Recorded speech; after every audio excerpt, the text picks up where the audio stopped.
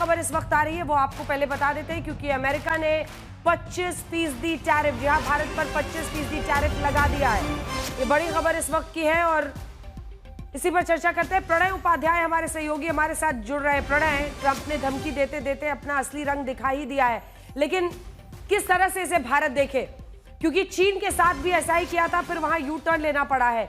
अब ट्रंप का एक कदम आगे बढ़ना और 2 कदम फिर पीछे जाना बहुत सामान्य हो गया वैश्विक स्तर पर, लेकिन जो रंग अभी उन्होंने दिखाया है, अब वो ये खामी भी उनको दिखने लगा है कि हम रूस से तेल ले रहे थे यूक्रेन से जंग के बीच। बिल्कुल ठीक कहा अंजना आपने, और यहाँ पर मामला केवल टैरिफ का नहीं है, बल्कि टैरिफ से ज्यादा अंतर्राष्ट्रीय राजनीति का भी है, क्योंकि यहाँ पर उन्होंने टैरिफ के साथ साथ रूस से होने वाली तेल खरीद, रूस से होने वाले हथियार खरीद और इन तमाम चीजों को क्लब करते हुए एक ही पैकेज का हिस्सा बना दिया है। आपको याद होगा अंजना, बहुत समय से आप पत्रकारिता में हैं कि 1998-99 के अंदर भारत ने जब परमाणु विस्फोट किया था, परमाणु शक्ति परीक्षण किया था, तो उसके बाद भी भारत को ऐसी ही चुनौतियों का सामना करना पड़ा था, लेकिन हमारा साहस और हमारी जो इच्छा शक्ति थी उसने अमेरिका को राह बदलने पर मजबूर किया था, और उसके बाद भारत के साथ अमेरिका ने रिश्ते खुद सुधारे थे, और उसके बाद मामला 1-2-3 जैसी सिविल न्यूक्लियर डील तक आया था। यहां पर भी हम कुछ चीजें क्लियर कर चुके हैं। भारत उन देशों के अंदर शामिल है अंजना, जिन्होंने अमेरिका के साथ में सबसे पहले बायलैटरल ट्रेड नेगोशिएशंस के ऊपर वार्ताएं शुरू की थी। फरवरी 2025 के अंदर जब प्रधानमंत्री मोदी और राष्ट्रपति ट्रंप ओवल ऑफिस में बैठे थे, उस समय भारत ने यह प्रस्ताव दिया था और बातचीत शुरू की थी कि हम बायलैटरल ट्रेड एग्रीमेंट करना चाहेंगे। ये अमेरिका के राष्ट्रपति डोनाल्ड ट्रंप के वो जो 2 अप्रैल वाला जो उनका डिस्प्ले बोर्ड था, उससे पहले की घटना है, लेकिन उसके बाद भी भारत की कुछ रेड लाइंस क्लियर थी, और यही वजह है कि भारत ने उसके ऊपर जो ट्रेड नेगोशिएशन अभी कुछ रुका हुआ नजर आ रहा था, उसके अंदर भारत ने कुछ चीजें क्लियर कर दी थी। एक तो हम बिट्स एंड पीसेस के अंदर डील नहीं करेंगे, दूसरी बात यह कि एग्रीकल्चर, डेयरी, कुछ प्रोडक्ट्स ऐसे हैं जो हमारे लिए सेंसिटिव एरियाज हैं, उसके अंदर हम नेगोशिएशन के अंदर रेड लाइंस को हम नहीं क्रॉस करने देंगे, उसके अंदर हम समझौता नहीं कर सकते हैं। बाकी मैक्सिमम जो हिस्से हैं उनके ऊपर हमें कोई आपत्ति नहीं है, लेकिन अमेरिका का की आप जिद कह लीजिए या उनका राजनीतिक प्रेशर कह लीजिए, अमेरिका के राष्ट्रपति का यह कहना कि 1 अगस्त से वो ये टैरिफ जो है वो लागू करेंगे। अब देखना ये होगा कि क्या 25-26 अगस्त को जो अमेरिका का प्रतिनिधिमंडल भारत आने वाला था, अब वो आएगा। कई जानकारों का ये मानना है अंजना कि अभी भी बातचीत जो है वो रुकी नहीं है। ये टैरिफ उन्होंने अनाउंस जरूर किया है, जैसा उन्होंने जापान के साथ पहले कर दिया था और उसके बाद फिर जो है डील क्लोज हुई है, उसी तरीके से भारत के साथ उन्होंने ये अनाउंसमेंट जरूर किया है। लेकिन जैसा आप भी कह रही थी, डोनाल्ड ट्रंप उस किस्म के व्यक्ति हैं जो कि अनाउंसमेंट कर देते हैं और फिर वो अपनी ही बात पर पलटते हुए भी नजर आते हैं कई बार। तो वो बातचीत का दरवाजा और समझौते का गलियारा हमेशा खुला रखते हैं, और यहां पर इस बात की संभावना से अभी इनकार नहीं किया जा सकता है कि कोई ट्रेड डील और नेगोशिएशन जो है वो अब भी क्लोज हो सकता है सितंबर-अक्टूबर के अंदर हो जाए। राष्ट्रपति डोनाल्ड ट्रंप का एक दौरा और भी प्रस्तावित है क्वाड की बैठक के लिए, तो संभवतया उस दौरान कुछ हो जाए। बातचीत जो है अब भी जारी होगी, संभव होगी, लेकिन हाँ, ये बात जरूर है कि फिलहाल जिस तरीके से राष्ट्रपति डोनाल्ड ट्रंप ने इस टैरिफ के मसले को अंतर्राष्ट्रीय राजनीति से जोड़ा है, रूस से होने वाली तेल खरीद और हथियार खरीद से जोड़ा है, वो निश्चित रूप से भारत के ऊपर तात्कालिक तौर पर दबाव तो बढ़ाता है। जी धन्यवाद आपका, और आपने सही कहा, बातचीत का दरवाजा और समझौते के गलियारे से क्या निकलता है इसका इंतजार करना होगा। बहुत धन्यवाद आपका हमारे साथ प्रणय उपाध्याय जुड़ने के लिए।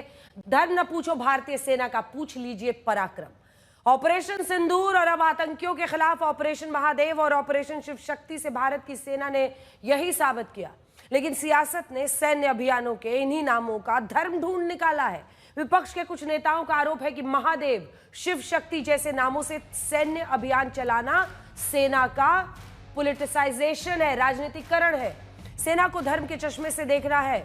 सवाल यह है कि क्या भारत की सेना ने अपने सैन्य अभियानों के जो नाम रखे उसके पीछे ठोस वजह नहीं है? ऑपरेशन सिंदूर नाम था क्योंकि सिंदूर उजाड़े गए थे। ऑपरेशन महादेव नाम रखा गया क्योंकि पहलगांव के आतंकियों का एनकाउंटर महादेव पीक के पास हुआ। लश्कर आतंकियों के खिलाफ ऑपरेशन शिव शक्ति को लेकर अभी पूरा ब्यौरा सामने नहीं आया है। सवाल यह है कि जब सेना के सैन्य अभियान आतंकवाद के विरुद्ध है, प्रोफेशनल है, तो फिर नामों पर सवाल उठाना क्या सही है? सैन्य अभियानों के नामों पर सेक्युलरिज्म के नाम की सियासत ऐसे समय में हो रही है जब पहलगांव की आतंकी घटना के विक्टिम्स को सिर्फ भारतीय कहकर लेबल करने की कोशिश हुई, जबकि ये किसी से छिपा नहीं कि निशाने पर हिंदू थे। आतंकवाद का धर्म नहीं होता के नारे लगाने वाले विपक्ष के कुछ नेताओं को आतंकियों के खिलाफ सैन्य अभियानों के नामों पर ऐतराज हो चला है। सवाल उठाया गया है कि पहलगाम के तीनों पाकिस्तानी गुनहगारों को मौत के अंजाम तक पहुंचाने वाला ऑपरेशन महादेव महादेव के नाम पर क्यों था? पुंछ सेक्टर से भारत में घुसपैठ की कोशिशों में ढेर हुए लश्कर ए तैयबा के संदिग्ध पाकिस्तानी आतंकियों के खिलाफ चले सैन्य अभियान का नाम ऑपरेशन शिव शक्ति क्यों था? ये सरकार ने जिस तरह से हमारे सैनिक अभियान का राजनीतिकरण किया है, उनका कोर्ट मार्शल भी होना चाहिए। Operation Sindoor, operation Mahadev, operation Ganga, operation Yamuna, यही करते रहेंगे। धर्म की बात नहीं की सैनिक अभियान में। ये लोग बार बार हिंदुत्व लाते हैं, धर्म लाते हैं, ये लाते हैं। घटिया सोच के लोग हो। और पहलगाम में भी शहीद हुए, उनका भी यही ऐसे ही बीजेपी वालों ने करना चाह रहे थे, कोई किसी का धर्म, किसी का जाति बात करने के लिए। हम इसमें विश्वास नहीं करते, हम सोचते हैं सारे भारतीय हैं। ठीक है, हम भारतीय हैं, लेकिन क्या ऑपरेशन महादेव, ऑपरेशन शिव शक्ति या ऑपरेशन सिंदूर नामों से सैन्य अभियानों का राजनीतिकरण हो जाता है? क्या भारत के सुप्रीम कोर्ट के मुताबिक हिंदुत्व जीवन शैली नहीं, भारत की सेना धर्म से रहित कब हो गई? राजा रामचंद्र की जय, जय महाकाली, बद्री विशाल की जय, बोल बजरंगबली की। क्या सैन्य टुकड़ियों के ऐसे युद्ध घोष नहीं हैं? ऐसे में सैन्य अभियानों के नामों पर उठे ऐतराज पर बीजेपी ने पलटवार में देरी नहीं की। जब तक हिंदूज यहाँ पे है तब तक सेकुलरिज्म है। जो भारत का हिस्सा हिंदुस्तान से कट गया वो सेकुलर नहीं रहा। तो उनको जिन पे विश्वास रखिए, कौन मना कर रहा है? माताओं की सिंदूर जब मिटता है तो महादेव तो तांडव करते हैं। तो अभी तांडव की शुरुआत है, आगे समय आएगा और भी तांडव होगा। अब ऐसे लोगों को हम कुछ नहीं कर सकते जो शिव को नहीं मानते, और शिव ही सर्वोम है। अब ऐसे लोग के लिए कोई जवाब ही नहीं आता कि अब इनको पगलेट कहें कि इनको कहें कि बुद्धिहीन कहें, या ऐसे लोग कहें कि मोदी जी के विरोध में ये भुला ही जा रहे हैं। अप्रैल में पहलगाम का हमला धर्म पूछकर पत्नियों के सामने हिंदू पुरुषों पर अटैक था। इसीलिए ऑपरेशन सिंदूर के सैन्य अभियान ने दूर तक संदेश दिया। पहलगाम के तीनों आतंकी जिस जगह मारे गए वो महादेव पीक के पास है, इसीलिए सैन्य अभियान का नाम ऑपरेशन महादेव रखा गया। ऐसे में सवाल ये है कि आतंक के इन मसलों और उन पर सैन्य अभियानों को धर्म के चश्मे से कौन देख रहा है? समीर गुहा भारतीय, बिट्टन अधिकारी, मनीष रंजन। ये वही राजनीति है जिसे बजट बनाने वाले अफसर से लेकर पत्रकार की जाति पूछे। धर्मांतरण के आरोपी ननों के मसले में माइनॉरिटी देखता है, लेकिन ऑपरेशन महादेव जैसे सैन्य अभियानों पर कभी नो कमेंट्स निकलता है, तो कभी मैं शिव को मानता ही नहीं। नाम की बात छोड़िए, कर्म की बात करिए। आपको लगता है किससे शक्ति मिलती है? शिव शक्ति मिलती है। जिनका विश्वास है वो जाता है। आपका विश्वास है इसमें? No comment. मतलब आपका विश्वास? No comment. मैं भगवान को मानता हूँ। ये राजनीति सैन्य अभियानों का नाम बिगाड़ने की हद तक गिरने में भी नहीं पहुंची। ऑपरेशन विश्व गुरु रख लीजिए, ऑपरेशन जुमला रख लीजिए, जो आपको मन में आता नाम रख लीजिए, देश को समाधान दीजिए। ऑपरेशन फेकू रखना चाहते हैं रख लीजिए, हमें कोई आपत्ति नहीं है। सवाल ये है कि आतंकवाद के खिलाफ लड़ाई में वोट बैंक की राजनीति आड़े तो नहीं आ रही है? भाई आप आतंकवादियों का धर्म देखकर दुखी मत होइए। आतंक के खिलाफ भारत की लड़ाई किसी धर्म के खिलाफ नहीं। भारत की सेना प्रोफेशनल है। ऐसे में किसी बहाने से सेना को राजनीति में घसीटने का क्या औचित्य है? आज तक शहजाद पूनावाला जी, आपने विपक्ष की तमाम बातें सुनी, हमारे दर्शकों ने भी सुनी है। उनका कहना है कि कोई न्यूट्रल नाम दीजिए, या आप हिंदू धर्म से जुड़े हुए, क्या जानबूझकर ये किया जाता है, नाम दिया जा रहा है ऑपरेशन सिंदूर के बाद ऑपरेशन महादेव, शिव शक्ति, ताकि आपको ये लगता है, ये एहसास होता है कि हम अपने वोट बैंक को खुश कर रहे हैं? अंजना जी, हर हर महादेव कहने की अनुमति है, सावन का महीना भी है। अच्छा, या कोई सेकुलर गुड इवनिंग बोल देता हूँ। देखिए, ऐसा है कि समस्या इनके विकृत सेकुलरिज्म के चश्मे में है। पहलगाम के आतंकियों ने धर्म पूछ पूछ कर मारा, कलमा आता है नहीं आता है ये देख कर मारा, नग्न कर कर मारा, वो तो सेकुलर है, पर ऑपरेशन महादेव ये सांप्रदायिक हो गया। अब हो सकता है कि जिनकी प्रवृत्ति और इनकी मानसिकता हो वो ऑपरेशन औरंगजेब नाम रखते, और बोलने वाला कौन है? पृथ्वीराज। हो सकता है कल से कांग्रेस इनको अकबर या गौरी बुलाए, क्योंकि सेकुलरिज्म करना है भाई। अगर इतना ही आपको खराब लगता है, न्यूट्रल नाम ही रखना है, तो एंटोनिया को भी सोनिया नहीं बनाते ना, एंटोनिया से ही चलाते काम। नाम में वैसे भी क्या रखा है, अभी किसी का मैं बाइट सुन रहा था, अभी संजय राउत का भी बयान सुना, शिवसेना उनकी पार्टी का नाम है, पर वो बोल रहे हैं ऑपरेशन महादेव नाम नहीं होना चाहिए।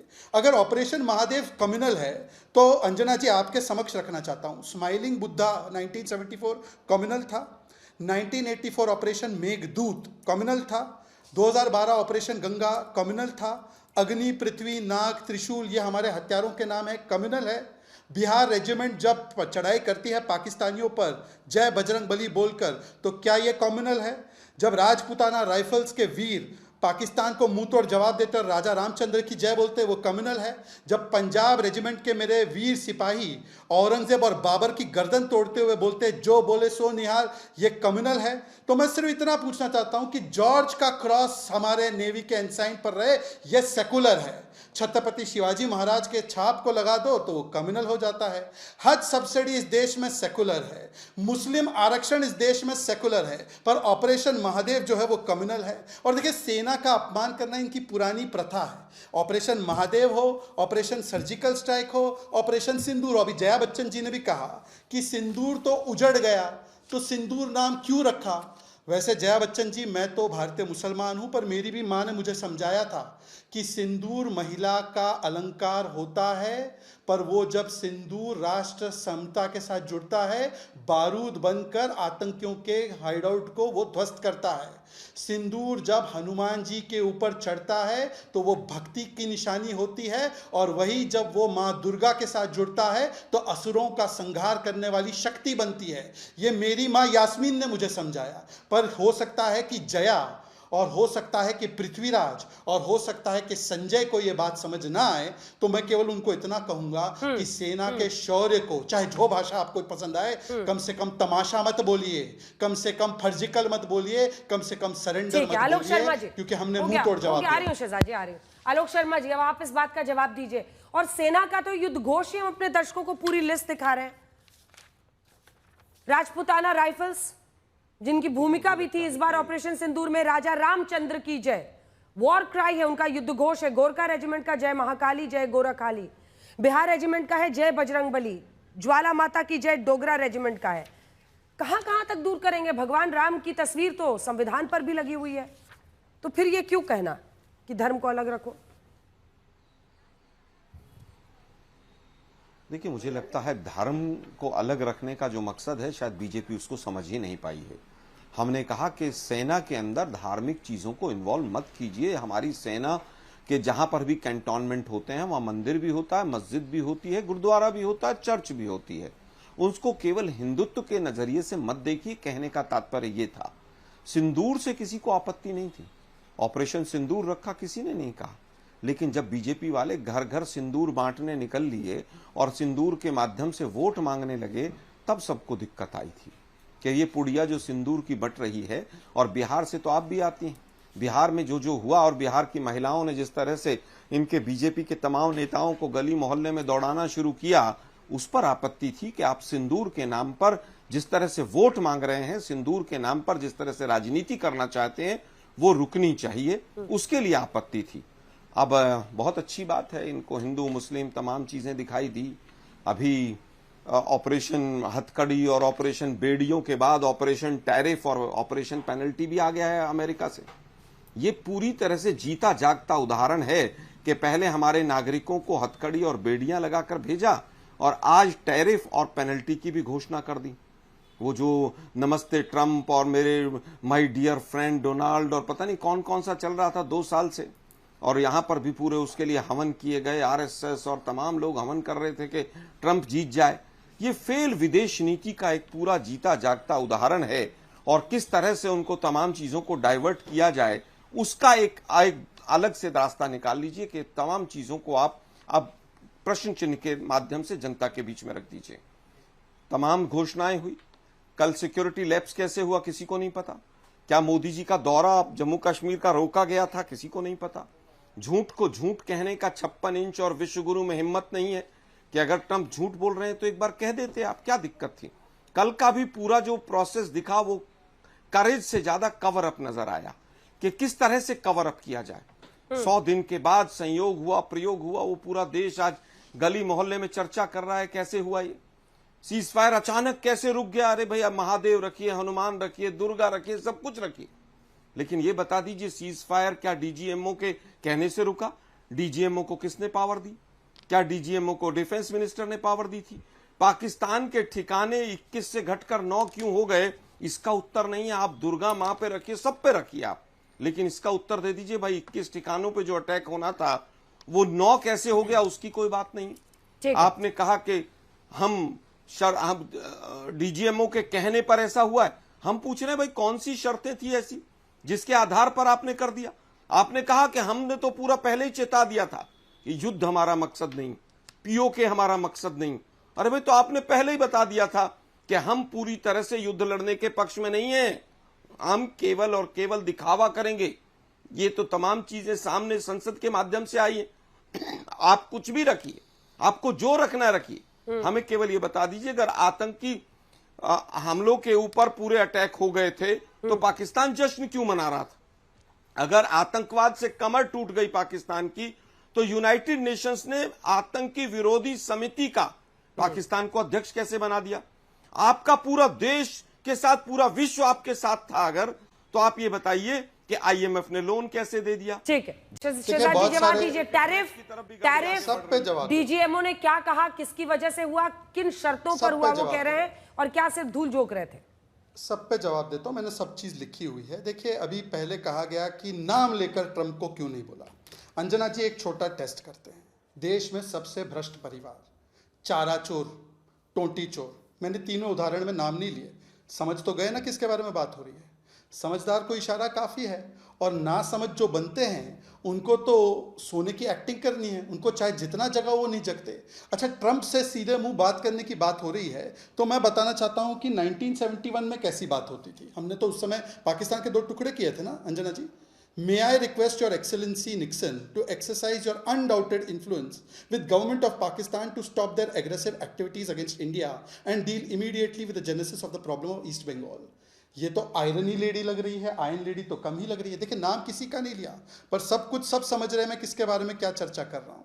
93,000 सोल्जर लौटा दिए आपने, 15,000 स्क्वायर किलोमीटर लौटा दी। उसी समय ले लेते ना पीओके, उस समय क्यों रुक गए भाई? उस समय तो पाकिस्तान के 2 टुकड़े कर दी थी ना सैम मानेकशॉ। पर सैम मानेकशॉ जी ने ही समझाया है कि जो हमने कमाया था मैदान में वो किसने कैसे शिमला एग्रीमेंट में गवाया और क्या शब्द इस्तेमाल किए, मैं दोहराना नहीं चाहता। अब बोलूंगा तो अब भड़क जाएंगे। इसके बाद आगे चलते हैं, इनका कॉन्ट्रडिक्शन देखिए इनकी पार्टी का। एक बोलते हैं कि युद्ध नहीं किया, गौरव गोगोई उछल उछल के युद्ध नहीं किया, युद्ध नहीं किया। और फिर उसके बाद गौरव गोगोई के सीनियर नेता, क्योंकि वहां पे वही है ना परिवारवाद के दोनों नवाब, तो बड़े नवाब जो है वो बोलते हैं कि एक्ट ऑफ टेरर को एक्ट ऑफ वॉर बोल दिया। हाउ कैन यू से act of terror is act of war?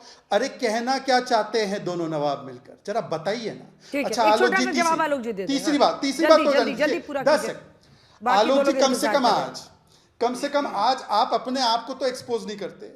जिस यूनाइटेड नेशन सिक्योरिटी काउंसिल का पैनल में पाकिस्तान है उसके लाख गिड़गिड़ाने के बाद टीआरएफ का नाम भी आ गया। वही यूनाइटेड स्टेट्स ने टीआरएफ को बैन किया और लश्कर तैयबा के साथ उसको जोड़कर पाकिस्तान के साथ क्लियरली बता दिया, मतलब पूरी दुनिया में बेनकाब हुआ। पर चिदंबरम बोलते हैं पाकिस्तान ने नहीं किया, 26/11 पे बोलते हैं हिंदुत्व ने किया है, पहलगाम में 24 घंटे में हिंदुओं को दोष दे देते हैं, और आप कहते हैं पाकिस्तान इसलिए नाचता है क्योंकि आप उसके पक्ष में बोलते हैं। और धर्म की बात जहां तक हुई, हमारे देश की राजनीति कभी भी धर्मनिरपेक्ष नहीं हो सकती, क्योंकि हमारे सुप्रीम कोर्ट का भी मोटो है यतो धर्मस्ततो जया, धर्म चक्र प्रवर्तन, ये हमारे लोकसभा में है। हम धर्मनिरपेक्ष नहीं, हम प्रवर्तन है। धर्म के नाम पर हमारा देश चलता है, इसीलिए राम राज्य की कल्पना महात्मा गांधी ने की। हम धर्म निरपेक्ष नहीं, हम पंथ निरपेक्ष देश है। धर्म से अधर्म की ओर चले जाएगा। आलोक जी जवाब दीजिए। और देखिए पृथ्वीराज चव्हाण तक आपके नेता अगर कह रहे हैं कि नाम मुझे लगता है ऑपरेशन महादेव नहीं होना चाहिए था, नहीं आप सवाल सुनिए, ऑपरेशन महादेव नाम नहीं होना चाहिए था, तो कुछ तो सोच होगी ना पार्टी की। या तो संजय राउत गलत कह रहे हैं, संजय सिंह गलत कह रहे हैं, पृथ्वीराज चव्हाण गलत कह रहे हैं, आप तो टीवी पर बैठ के कह रहे हैं कि नहीं नहीं कोई दिक्कत नहीं है नाम से, लेकिन उन्होंने कहा है 1971 में ऑपरेशन ट्राइडेंट किसने नाम दिया था? ट्राइडेंट का मतलब त्रिशूल ही होता है, अंग्रेजी में एक ट्राइडेंट कर देने से कुछ बदल थोड़ी जाता है। देखिए मैंने तो स्वयं कहा कि पूरे नाम होने चाहिए, और जो भी धर्मों के हमारे जो भी तमाम हमारे यहाँ पर धर्म हैं, उनके जो भी अच्छे धर्म प्रतीक हैं, और जहां पर भी विजय की बात आती है, सभी धर्म प्रतीकों को इस्तेमाल किया जाना चाहिए। उसमें कहीं कोई मुझे आपत्ति नजर नहीं आती है, और पहले भी किए गए हैं और आगे भी किए जाएंगे। लेकिन दुर्भाग्य इस बात का है कि जब तमाम जो चीजें हैं सेना की, उनको जब आप धर्म के नजरिए से देखेंगे, और बीजेपी के प्रवक्ता ने तो साफ ही कह दिया कि हमारे यहां पर धर्मनिरपेक्ष राजनीति हो ही नहीं सकती है, तो इनसे ज्यादा कुछ और कह नहीं सकते। वो इनके जो जहन में है वो इनके मुख से आ गया है। मैं तो सीधा सीधा सवाल पूछ रहा हूं कि भाई किस तरह से चीन 80% जो हथियार पाकिस्तान को दे रहा था, उसको आपने वीजा, ऑपरेशन सिंदूर चल रहा है और आपने उनके नागरिकों को वीजा देना शुरू कर दिया, उसका कोई उत्तर नहीं। आपने एक सवाल टैरिफ और पेनल्टी पर पूछा, उस पर एक शब्द नहीं बोलेंगे। अमेरिका से बहुत डरते हैं ये। अगर ट्रंप का नाम ले लेते मोदी जी कि ट्रंप झूठ बोल रहा है, तो ये टैरिफ और बढ़ जाता, कहीं ना कहीं वो और सच बोलता, जैसा कि राहुल गांधी जी ने कहा है, वो इनकी और पोल पट्टी खोल देता। इसलिए डरते हैं, सरेंडर करते हैं ट्रंप के सामने, इसलिए कुछ नहीं बोलते हैं। अब मैंने सरेंडर शब्द बोला तो पूरा देश समझ गया आज तक के दर्शक मैं किसके लिए बोल रहा हूं।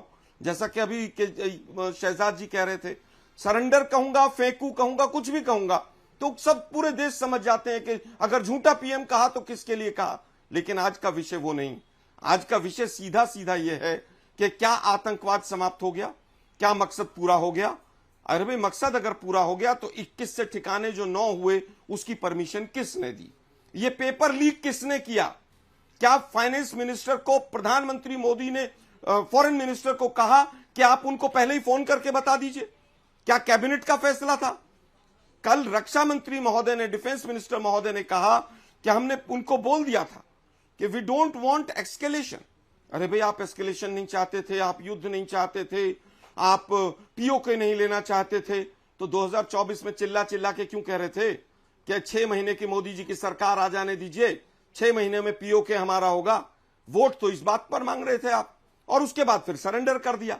हमारी सेना बहादुरी के साथ लड़ रही थी, उसको नमन हम करते हैं पूरी तरह से। लेकिन उनको किसने कहा कि केवल मिलिट्री जगह पर करना है, रेस्ट्रिक्ट किसने किया? सवाल सीधा है कि सेना के हाथ किसने बांधे? ठीक है, ठीक है। 21 से ये बहस अनंत तरीके से हम लोग रोज ही कर रहे हैं, ये तमाम सवाल आ रहे हैं। कांग साहब, आज इसलिए चर्चा हम लोग 6 बजे कर रहे हैं, आप तो संजय सिंह की बात पर टिके रहेंगे या नहीं? क्योंकि आलोक शर्मा जी ने तो पृथ्वीराज चौहान से लेकर संजय राउत सबको कहा है कि वो गलत कह रहे हैं। अगर वो कह रहे हैं कि ऑपरेशन महादेव नाम नहीं होना चाहिए, आपका क्या स्टैंड है? आप सांसद भी हैं, संजय जी भी सांसद हैं, वो तो कह रहे हैं कि ऑपरेशन महादेव नाम नहीं रखना चाहिए, ऑपरेशन ये मतलब धर्म से जोड़कर नाम नहीं रखना चाहिए। देखिए कंजना जी, धार्मिक परंपराएं, धार्मिक मान्यताएं, ये हमारे मुल्क की, हमारी मिट्टी की स्पिरिट है, इसको हम दूर नहीं कर सकते। लेकिन इसका मतलब ये नहीं है कि हम धर्म की आड़ में अपनी गलतियां, अपनी गुनाह छुपा लें। मैं आपको एक छोटा सा फिलॉसफा समझाता हूँ। सिखों की फिलॉसफी है ऐसे, लेकिन इसको हम मानवता के लिए मानते हैं। 6वें गुरु हरगोबिंद साहब ने मीरी पीरी का सिद्धांत दिया।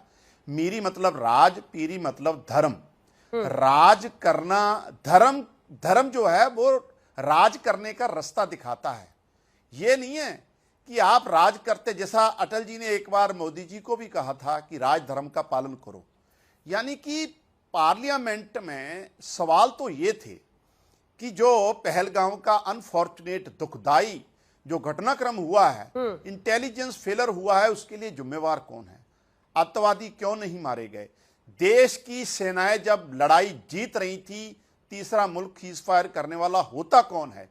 जब भारत, हमारा मुल्क पूरी दुनिया में जाकर पाकिस्तान को टेररिस्ट मुल्क डिक्लेयर करवाना चाहता, तब मोदी जी के सबसे खास दोस्त, जिनको मोदी जी कहते हैं माय फ्रेंड, डोनाल्ड ट्रंप, वो पाकिस्तान के आर्मी चीफ, जिन्होंने कत्लेआम हमारे मुल्क, हमारे बच्चों का, हमारे नौजवानों का, हमारे लोगों का कत्लेआम किया, उसको लंच खिला रहे थे। इन सवालों के जवाब देने चाहिए। इन सवालों के जवाब क्यों नहीं देने चाहिए? क्यों नहीं दे रहे? ये बात को, हर चीज को, अपने गुनाहों को धर्म की आड़ में नहीं छिपा सकते आप। तो ये देश की सबसे बड़ी पंचायत है, संवैधानिक पंचायत है। वहां आप अपने गुनाहों को छुपाने के लिए, गलतियों को छुपाने के लिए धर्म की आड़ लो, वो बिल्कुल गलत है। जो ठीक है, शहजाद जी इसका जवाब दीजिएगा, लेकिन आनंद दुबे जी से ये अकेला भाजपा ने नहीं कर रहा, कांग्रेस ने भी समय समय पे किया है। अच्छा, कांग्रेस ने भी किया है समय समय पे ऐसे ही, जब भी ये फंसते हैं तो धर्म की आड़ लेते हैं। अच्छा, कांग्रेस वाले क्या करते हैं? मैंने कहा कांग्रेस भी इससे पीछे नहीं है। हाँ। उसके एग्जाम्पल तो आपने ऑपरेशन ट्राइडेंट दे दिया। अच्छा। मेरा मतलब है जब देश की अपोजिशन को देश की सबसे बड़ी पंचायत में लोगों के सवालों के जवाब देने हैं, ठीक, तब आप धर्म में आड़ में छुपना चाहते हो, अपने गुनाह ठीक है। छुपाना चाहते हो। कांग साहब, चुनाव खत्म, दोस्ती हजम। मान्यताएं कांग्रेस के साथ चुनाव खत्म, दोस्ती हजम। सत्कार करते हैं उसका, सब लोग सत्कार करते हैं। चलिए दुबे जी, बाला साहब ठाकरे की बेटे की पार्टी ऑपरेशन महादेव और ऑपरेशन शिव शक्ति पर आज नाम रखने पर नाराजगी जाहिर कर रही है। क्या से क्या हो गया? अंजना जी नमस्ते, जय श्री राम। नमस्ते। देश से बड़ा कोई धर्म नहीं और हिंदू से बड़ा कोई गर्व नहीं। हम तो महाराज से आते हैं अंजना जी। हमारे आदर्श छत्रपति शिवाजी महाराज और छत्रपति संभाजी महाराज महादेव के बहुत बड़े भक्त रहे और हमारे यहाँ तो लड़ाई होने से पहले ही होता है कि ओम नमः पार्वती पते, हर हर महादेव, जय भवानी, जय शिवाजी। सबसे पहले तो देश को ऑपरेशन महादेव के तहत जो 3 कुख्यात अपराधी आतंकवादी मारे गए हैं उसके लिए हम भारतीय सेना को शुभकामना भी देते हैं। देखिए, विषय यहाँ कोई विवाद का नहीं है अंजना जी, विषय कोई धर्म का भी नहीं है, किसी अधर्म का भी नहीं है। विषय था कि विपक्ष एक सवाल पूछ रहा है सरकार से। जब सरकार संकट में थी, पूरा विपक्ष आपके साथ खड़ा हो गया, आपके कंधे से कंधा मिला रहा है, आप डेलीगेशन भेज रहे हैं, डेलीगेशन में जा रहा है और गा रहा है कि है प्रीत जहां की रीत सदा, हम गीत वहां के गाते हैं। तो विपक्ष आपसे भी उम्मीद करेगा ना कि आप भी उसकी कुछ बात सुनिए। विपक्ष ये पूछ रहा था आपसे, सबसे पहले विपक्ष पूछ रहा था कि जब हम जीत के इतने करीब थे, पीओके हमारा था, पाकिस्तान के खंड खंड हो रहे थे, बलूचिस्तान अलग हो रहा था, सीज फायर हो गया। डीजीएमओ पाकिस्तान का गुहार लगा रहा है, रो रहा है कि महाराज महोदय माफ कर दीजिए, बहुत बम फेंक दिए, अब रुक जाइए। हमारे डीजीएमओ उनके डीजीएमओ से बात कर रहे हैं, 2-5 घंटे के संवाद में अचानक डोनाल्ड ट्रंप का ट्वीट आ जाता है। तो विपक्ष अगर इन सब विषय को लेकर ये पूछ ही रहा है कि क्यों ऐसा हो रहा है, वो आतंकवादी कैसे आए, किसका फेलियर है, एलजी साहब मान रहे हैं कि हाँ ये सुरक्षा एजेंसियों की चूक है, कौन नपेगा इसमें, किस पर गांच गिरेगी इसमें, इसकी एक सकारात्मक चर्चा की उम्मीद थी। विपक्ष ने सोचा इसका विशेष सत्र होगा, नहीं हो पाया। मानसून सत्र आया, 1 हफ्ते नहीं हो पाए, सोमवार से शुरू हुआ, मंगलवार बुधवार अभी चर्चा चली रही है। अब आप एक बात बताइए कि क्या आप बार बार भावनात्मक ढंग से ही हमें जवाब देंगे? आप क्या भावनाओं के ऊपर उठ के हमें जवाब नहीं देंगे? जो प्रश्न सीधा पूछे जा रहे हैं उसका जवाब नहीं दे रहे हैं। अभी अपनी डिबेट शुरू होने के पहले सुन रहे हैं कि ट्रंप ने 25% टैरिफ लगा दिया और ट्रंप उसमें लाइन लिख रहे हैं कि दोनों देशों में सब कुछ ठीक नहीं है क्योंकि वो चाइना से कारोबार करते हैं और वो रसिया से तेल और हथियार। जल्दी से शहजाद जी जवाब दीजिए। जिससे मर्जी उससे कारोबार करेंगे, हमारी जिससे मर्जी उससे हथियार लेंगे। आप कौन होते हैं सरपंच बनने वाले? विश्वगुरु हम है कि आप हैं? अगर विश्वगुरु हम है तो हमें रहने दीजिए, और आपको लगता है विश्वगुरु हम नहीं है तो फिर आप समाप्त कर दीजिए। आप कहिए कि नरेंद्र मोदी जी। दुबे जी ने बहुत ही चालाकी से संजय राउत जी की बात से अपने आप को एकदम अलग कर लिया है। अभी दुबे जी को आवाज नहीं आ रही, बहुत चालाकी से एकदम माथे पर त्रिपुंड लगाकर उन्होंने संजय राउत की बात से अपने आप को एकदम अलग कर दिया है। कई लोग कहते हैं कि आपकी पार्टी में आजकल कुछ लोग संजय जी से खफा रहते हैं। खैर छोड़िए, शहजाद पूनावाला जी जवाब दीजिए। असल मुद्दा है अमेरिका के साथ हम कहां पहुंचे। जिस डोनाल्ड ट्रंप की इतनी वकालत होती थी, वो डोनाल्ड ट्रंप 25% टैरिफ की धमकी देते देते वहां तक पहुंच चुका है। ऐसे में अब क्या करेगी भारत सरकार? क्योंकि 3 वर्सेस 1 का पैनल भी है और मैं सवाल भी एक एक करके मैंने सारे नोट किए, मैं जवाब देता हूँ और ट्रंप वाले पे भी आऊँगा। देखिए, सबसे पहले तो ऐसा है कि यहाँ पर संजय राउत को तलाक देने से कोई मतलब नहीं बनता। जिसका धर्मांतरण सियासी रूप से शिवसेना से सोनिया सेना और सोनिया सेना से पप्पू सेना, और देखो पप्पू कौन है देश पूरा जानता ही है, मैं तो बोलना नहीं चाहता, समझ ही जाते हैं लोग ना, ठीक है ना आलोक जी। तो पप्पू सेना में जो तब्दील हो जाए वो इस प्रकार की बातें करते हैं। अभी उन्होंने एक गाना सुनाया, वो गाना कौन गा रहा है कांग्रेस में? जो कह रहा है कि परिवार जहां की रीत वहां, वहीं वो उससे ही खफा होकर बोल रहे हैं कि हमारे यहाँ पर तो भारत की बात सुनाता हूँ, वहाँ पर केवल परिवार की बात सुनना चाहते हैं। और इसलिए परिवारवादी और पाकिस्तान परस्ती करने वाले जो भारत की बात सुनाते हैं कि ना सरेंडर किया, ना सीजफायर किया, ना ट्रंप के दबाव में आया, ना किसी के दबाव में आया, उनकी बोलती बंद कर दी। आप लगाते रहिए अपने माथे पर तिलक, क्या फर्क पड़ने वाला है? आपका सियासी धर्मांतरण तो हो ही चुका है। दूसरी बात पर आता हूं, सेना के हाथ बांधने की बात आलोक जी ने की। हाँ भाई साहब, हाथ तो तब खुले थे अंजना जी जब फली मेजर ने कहा था 26/11 का बदला लेना है, अटैक कीजिए। तो मनमोहन सिंह ने बोला बिल्कुल सही कहा फली मेजर साहब, चलिए करते अटैक। मोस्ट फेवर्ड नेशन से अटैक किया, स्टेटस देकर अटैक कर दिया भाई साहब। बलूचिस्तान में हमने आतंकी हमला किया, ये कहकर मनमोहन सिंह ने अटैक किया। आपको पता है? फिर वो विदेश गए और बोला कि मेरा बहुत अच्छा निर्णय था कि पाकिस्तान पर कोई हमला नहीं किया।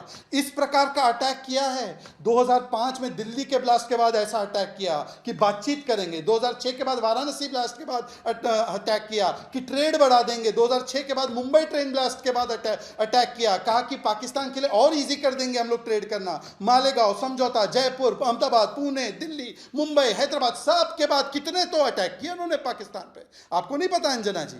इस प्रकार से सेना का हाथ खुला छोड़ा था इन्होंने। और कारगिल विजय दिवस का इतना सम्मान करते थे कि 5 साल मनाया ही नहीं कारगिल विजय दिवस। ये आलोक शर्मा की बात है।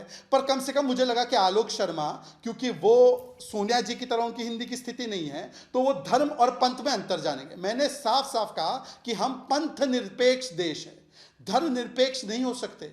अन्यथा अगर धर्म निरपेक्ष होते तो बताइए कि क्यों यतो धर्मस्ततो जया, ये क्यों लिखा गया है सुप्रीम कोर्ट के मोटो पर? मुझे लगता है कि, और देखिए कांग साहब के ऊपर भी एक टिप्पणी कर दूं। कांग साहब, पहले तो आप ये बता दीजिए कि आप चड्डा फैक्शन से हैं या मार लेना फैक्शन से है। मार लेना जी बोलती है कि हम लोगों ने ऑपरेशन सिंदूर में कुछ नहीं किया, पाकिस्तान हाथ जोड़कर गिड़गिड़ा नहीं रहता। चड्डा जी जाकर अपने ही स्वयं, उनको भेजा नहीं गया था, वो स्वयं जाकर बोल रहे थे पूरी दुनिया में कि सरकार और सेना ने अद्भुत नया नॉर्मल तैयार किया है। तो कांग साहब आप बता दीजिए हमको कौन से फैक्शन को एड्रेस करना है, उस हिसाब से हम एड्रेस करें। और आखिरी बात मैं ट्रंप के टैरिफ पे आना चाहता हूं। अंजना जी, ये ट्रंप वाला टैरिफ वाला जो मामला है, उन्होंने चाइना पर 145% का लगाया, उन्होंने ब्रिक्स के देशों पर लगाया, पर उन्होंने कनाडा जो उसका नेबर है उस पर भी लगाया, उन्होंने साउथ अफ्रीका पर भी लगाया, साउथ कोरिया पर भी लगाया, वियतनाम पर भी लगाया, जो उसके मित्र देश माने जाते हैं उन पर भी टैरिफ लगाया। तो क्या वो उनकी विदेश नीति फेल हुई इसलिए लगाया क्या? दूसरी बात मैं इनसे पूछना चाहता हूं कि ट्रंप ने टैरिफ लगाया, हम लोगों ने तो, या तो आप कह रहे हैं कि हम सकम हो गए और इसीलिए हम लोगों ने ये सरेंडर कर दिया।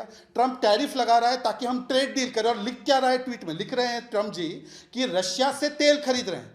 रशिया से तेल हमने क्यों खरीदा?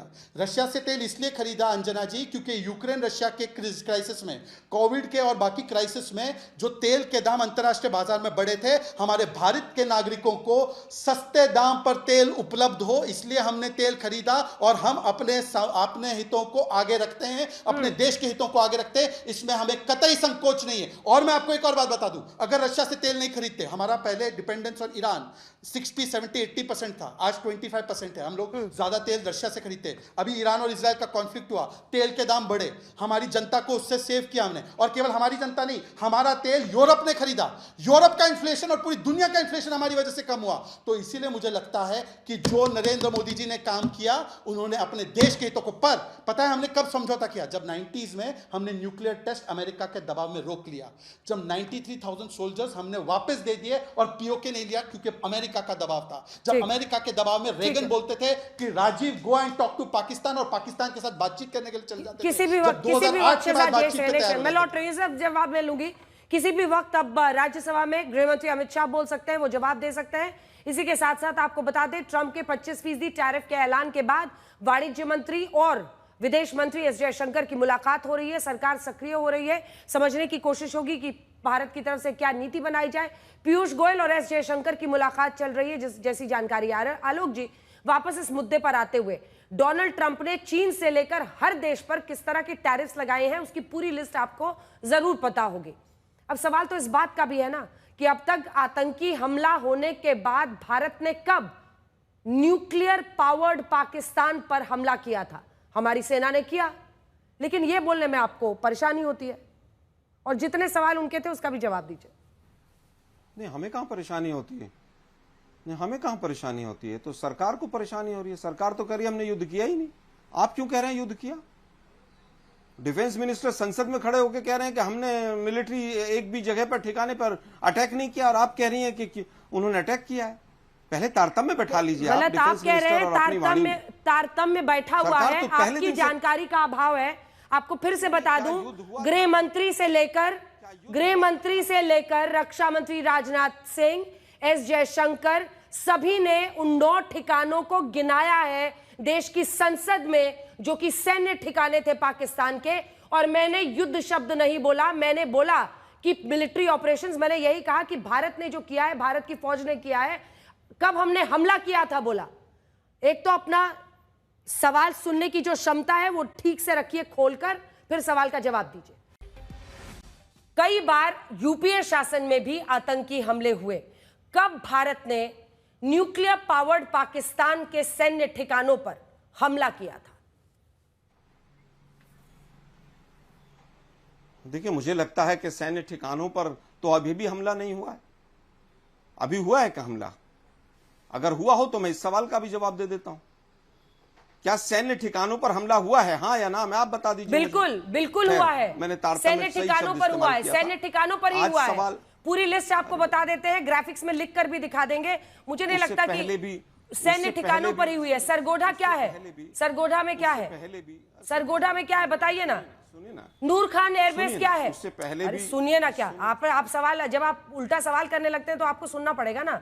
सरगोधा में क्या है? नूर खान एयरबेस में क्या है बताइए। आप सुन लीजिए ना। इससे पहले सर्जिकल स्ट्राइक भी हुई है, आर्मी ठिकानों पर भी अटैक हुए हैं। लेकिन दुर्भाग्य यह है कि इतनी कमजोर सरकार नहीं आई जो फौज के पीछे छुप जाती हो। मेरे उत्तर में सब कुछ आ गया है। अब सवाल यह आता है कि हमारी विदेश नीति हमारी सरकार चला रही है या ट्रंप चला रहा है। हम रशिया से तेल लें, चीन से कुछ डील करें, किसी से कुछ भी करें, उसके ऊपर हमारी कमजोर सरकार इतनी है कि ट्रंप हमारे ऊपर सारे फैसले लेंगे। सीज फायर का ऐलान हमारी सरकार से पहले ट्रंप कर देंगे और आधा घंटे बाद सीज फायर हो जाएगा। इस बात से पता चलता है कि ट्रंप या मोदी जी में से कोई एक झूठ बोल रहा है। अब बात आती है कि जो ये पहलगांव का जो टेररिस्ट अटैक हुआ, इसका जिम्मेदार कौन है? इससे भाग नहीं सकती सरकार। हाथ किसने बांधे? किसका आदेश था कि मिलिट्री ठिकानों पर कोई अटैक नहीं करेगा? ये किसका आदेश था? ये देश जानना चाहता है। डीजीएमओ को किसने पावर दी? क्या कैबिनेट ने दी? क्या फेकू ने दी? किसने दी? युद्ध की शक्तियां जो थी वो पूरी तरह से कम किसने की कि आपको युद्ध नहीं करना है, केवल इतना अटैक करना है। मैं फिर पूछना चाहता हूं, क्रिकेट के मैच की परमिशन क्या फेकू ने दी है? क्योंकि आपने उस शब्द को नहीं रोका, इसलिए मैं फेकू इस्तेमाल कर रहा हूं। नहीं, आप लोग खूब कीजिए। आप दोनों का स्तर दिख रहा है। आपने पहले ये शब्द इस्तेमाल किया देश के प्रधानमंत्री के लिए, आवाज नीचे कीजिए, देश के प्रधानमंत्री के लिए, और फिर राहुल गांधी के लिए भी जो शब्द शहजाद पूनावाला ने इस्तेमाल किया, ये दोनों ही आपत्तिजनक शब्द है।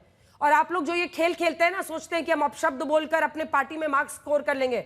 मुझे लगता है कि दोनों के ही जो भी मीडिया प्रभारी हैं उनको ये देखना चाहिए कि अगर उनके प्रवक्ता दूसरी पार्टी के नेता के लिए अपशब्द बोलते हैं तो फिर वो क्या होता है। एक ऐसा गेम बन जाता है जिसमें एक दूसरे पर गाली गलौज की स्थिति आ जाती है, और ये बहुत अशोभनीय है, बहुत अशोभनीय है। और इसमें शहजाद जी आपने भी बोला है शुरुआत, लेकिन इस शब्द के साथ आपने किया था। आलोक जी दोनों बोल रहे हैं, अब अपनी बात पूरी कीजिए। देखिए, मुझे नहीं, मैंने फेकू शब्द इस्तेमाल नहीं किया था। उन्होंने भ्रष्टाचारी परिवार कहा था। कौन है भ्रष्टाचारी परिवार? आपको वहीं रोक देना चाहिए था। क्या भ्रष्टाचार प्रूव हो गया किसी के ऊपर? चलिए अपना काम कीजिए, आप अपना काम कीजिए, अपना काम कीजिए, अपना काम कीजिए, दूसरे का काम मत सिखाइए। 4000 बोलिए। फिर वही प्रॉब्लम है, आपको रोकना चाहिए था। मैं इतना कह रहा हूं, मैं कह सकता हूं, और मैं फिर कह रहा हूं आपको रोकना चाहिए। आपको भी रुकना चाहिए जब आप अपशब्द बोलते हैं। तक हमारी जमीन को कब्जा कर बैठ गया मोदी जी। नहीं, मुझे भी रोकते फिर आप। अगर मैं शुरुआत करता तो मुझे रोक देते। नहीं, आपने भी शुरुआत किया, आप दोनों ने किया है। और मैं एक बार फिर से आवाज नीचे कीजिए, आवाज नीचे कीजिए। देखिए, अपनी अपनी पार्टी के लिए बोलने आते हैं, अपनी अपनी पार्टी के लिए बोलिए। अपना काम ठीक से सीख लीजिए, दूसरे को काम मत सिखाइए। क्योंकि अगर आप यहाँ पर सिखाने आए हैं तो कम से कम मुझे इस जीवन में तो आलोक शर्मा से सीखने की जरूरत नहीं है। मैं पुनः बोल रही हूँ, इस टॉपिक को खींच पर हायर ब्राउनी पॉइंट अर्न करने के लिए अगर आप टीवी पर आते हैं तो इसकी जरूरत हमें नहीं है। मैं फिर से आपको कह रही हूं, अपनी भाषा पर संयम रखिए, तरीके से बोलिए, और मुझे मेरा काम मत सिखाइए। अपने काम को बेहतर तरीके से कीजिए। कांग साहब, आपके पास आ रही हूं। कांग साहब, देखिए, बड़ा सवाल यह है कि इस मुद्दे को लेकर उठाना है कि हाँ भाई, अगर सीज फायर हुआ और इस मुद्दे को विपक्ष उठा भी रहा है, और प्रियंका वाड्रा गांधी ने भी बीते दिन जो भाषण दिया, बहुत इमोशनल होकर वो बोली, सब कुछ बोली। लेकिन क्या आप लोग बीजेपी के कोर्ट में जाके खेलने नहीं लगते हैं जब धर्म वाला एंगल दे देते हैं कि क्यों आपने ऐसा शब्द बोला, क्यों आपने ऑपरेशन महादेव नाम रख दिया, ऑपरेशन शिव शक्ति कर दिया? ऑपरेशन जुमला कर दो, ऑपरेशन ये कर दो। आप उनको उनके आप बैटल में जाके और उनके साथ खेलने लगते हैं। क्यों ऐसा लूज बॉल डालना है? नहीं देखिए अंजना जी, पहले तो मैं आपको बधाई देता हूं जो आपने अनडेमोक्रेटिक जो जिस तरीके से अन पार्लियामेंट्री लैंग्वेज यूज करते हैं, और इवन इन्होंने एक आम आदमी पार्टी के साबका मुख्यमंत्री रही हूँ लेडी के लिए भी जो शब्द बोले हैं बीजेपी वालों, मुझे लगता है जो भी ऐतराज योग हैं। और इस तरह की स्तरहीन बातें मैं तो कम से कम नहीं करता। देखिए पार्लियामेंट गंभीर मसलों को डिस्कस करने के लिए होता है। इससे पहलगाम से पहले पुलवामा भी जब हुआ था अंजना जी, उस समय जब हमारे बहादुर सेनाओं की शहादत हुई थी, और उस समय जो RDX आया था, जिस गाड़ी में आया था, उसकी आज तक कोई खबर नहीं है कहाँ से आया, कैसे आया, कौन लेके आया। इतनी बड़ी टेक्नोलॉजी हमारे मुल्क के पास, सैटेलाइट हैं, कहाँ से गाड़ी चली, कहाँ उतरी, कैसे आया, अभी तक कोई उसकी सच्चाई सामने नहीं आई। यही पहलगाम वाला हुआ जो घाटी पिछले जहाँ किस तरीके से वहाँ इतने परिवार पहुँच गए, क्यों वहाँ आसपास कोई फौज का सिपाही, कोई सैनिक मौजूद नहीं था, कोई पुलिस वाला मौजूद नहीं था, कैसे ये लोग वहाँ जाके, और जैसा अमित शाह जी कल मैं पार्लियामेंट में ही था तब बता रहे थे कि बहुत दुर्गम एरिया है, पहाड़ियाँ हैं, घाटियाँ हैं, नदियाँ हैं, जंगल है, तो कैसे वो लोग वहाँ पहुँचे होंगे हथियार लेके, कितने दिन में पहुँचे होंगे। ये तमाम गंभीर सवाल हैं जिस पे चर्चा होनी चाहिए और देश जानना चाहता है। लेकिन अनफॉर्चुनेटली पार्लियामेंट के अंदर धर्म की आड़ ले ली जाती है, और टीवी डिबेट पे आप अब शब्द बोलते हो महिलाओं के लिए, लीडर्स के लिए। मुझे लगता है इससे स्तरहीन राजनीति नहीं हो सकती। तो डेफिनेटली आम आदमी पार्टी का ये मानना है जो देश की जनता के सवाल है, चाहे वो TMC उठाए, चाहे कांग्रेस उठाए, चाहे भाजपा के लोग उठाए, चाहे शिवसेना के उठाए, आम आदमी पार्टी जनता के सवाल पूछती है, और वो जनता के सवालों का जवाब देने के लिए ही पार्लियामेंट है और सरकार की जिम्मेवारी है। ठीक है मालविंदर जी, मुझे नहीं, चूंकि उन्होंने राहुल गांधी जी के लिए जो अपशब्द बोला था मैंने उनको टोका। आपकी नेता के लिए उन्होंने क्या अपशब्द बोला? क्योंकि मुझे लगता है मिस हो गया, नहीं तो मैं जरूर उनको टोकती। क्या बोला था उन्होंने? नहीं, मैं उस शब्द लेना भी नहीं चाहता टीवी पे ऐसी बातें करना।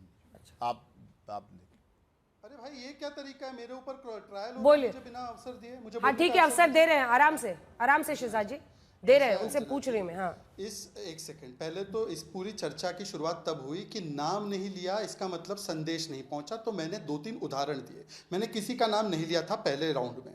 उसके बाद किसी ने व्यक्तिगत होकर टिप्पणी की, तब भी मैं विचलित नहीं हुआ, कुछ नहीं बोला। जो लोग साइकोपैथ और कावड़ बोलते प्रधानमंत्री को, देश के नाम को, घाना, एशिया के नाम के देशों को अलग अलग नाम से पुकारते हैं, उनसे तो कम से कम मुझे सर्टिफिकेट नहीं चाहिए। और स्वाति मालीवाल को जो पीटने वाली पार्टी, उनसे महिलाओं का सर्टिफिकेट नहीं चाहिए कि वो कितना अधिकारों के लिए बोलते महिलाओं के।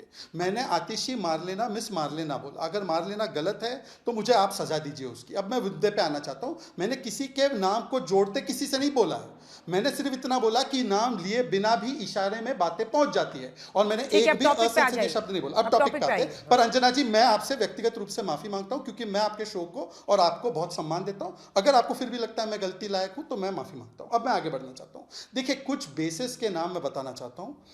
नूर खान बेस, मुरीद base, Sargodha base, Rafiki base, Jacobabad base, सुकुर बेस, भोलारी बेस, ये 200-300 किलोमीटर अंदर है अंजना जी। मुझे केवल आलोक जी बता दे कि पिछले 10 वर्षों में, यूपीए के 10 वर्षों में 26/11 के बाद कौन से आतंकी कैंप पे हमला किया। मिलिट्री बेस तो दूर की बात। दूसरी बात मैं पूछना चाहता हूं, इन्होंने कहा कि डीजीएमओ को कहां से ताकत दे दी इतनी, सीसीएस में किसने दी? साहब, आपके यहां पे तो पीएम को भी ताकत नहीं थी। हमको तो पता है ना, जनमत से थोड़ी कुछ चलता था, जनपद से सब कुछ चल रहा था। जब जनपद में असली रिमोट पड़ा हुआ था तो आपके तो प्रधानमंत्री के पास पावर नहीं थी भाई। हमारे यहाँ तो डीजीएम और army is well equipped, operationally भी, और जो बाकी उनको तय करना है कि किसको कितना मारना है, कैसे मारना है, घुस के मारना है, कहाँ मारना है, वो सब डीजीएम और आर्मी तय करते हैं। उनका सवाल था आलोक जी का कि क्या सीज फायर का फैसला सिर्फ डीजीएमओ ने ले लिया या कैबिनेट ने उसकी स्वीकारोक्ति दी थी? एक लाइन का जवाब फिर। अंजना जी, सीज फायर हुआ ही नहीं है। जब सीज फायर हुआ ही नहीं है तो ये सवाल ही वैसे कि G7 में इनवाइट नहीं मिला। There is no ceasefire. ठीक है, read my lips, there is no ceasefire. Operation Sindoor is ongoing, और जिसको नहीं पता वो ऑपरेशन महादेव का अंजाम देख ले। किसी आतंकी को बख्शा नहीं गया, घर में घुस के मारने का काम किया हमने। ठीक है आलोक जी, जवाब दीजिए। और साथ ही उन्होंने तमाम जो सैन्य ठिकाने थे वो भी गिनाए और पूछा आपने कितने सैन्य ठिकाने बर्बाद किए थे, उनका नाम बताइए। मैं फिर कहूंगा, देखिए मुझे लगता है 6 बार सर्जिकल स्ट्राइक हुआ और वो डिफेंस मिनिस्ट्री की जो प्रेस कॉन्फ्रेंसेज हैं वो पूरे मीडिया के सामने पहले भी रखी गई हैं। लेकिन दुर्भाग्य ये है कि सरकार सेना के पीछे छुपना चाहती है। आज तो शक्तियां इन्होंने आतंकवादियों के हाथ में दे दी कि अगर अब आतंकी हमला होगा तो अब युद्ध होगा। मतलब अब भारत पाकिस्तान के बीच में अगर युद्ध होगा तो आतंकवादी तय करेंगे। इन्होंने तो शक्तियां आतंकवादियों के हाथ में दे दी। हिंदुस्तान लोकतांत्रिक देश है, मिलिट्री देश नहीं है कि डीजीएमओ जो है वो फैसला ले ले या आर्मी चीफ फैसला ले ले या सीडीएस फैसला ले ले कि सीज फायर करना है।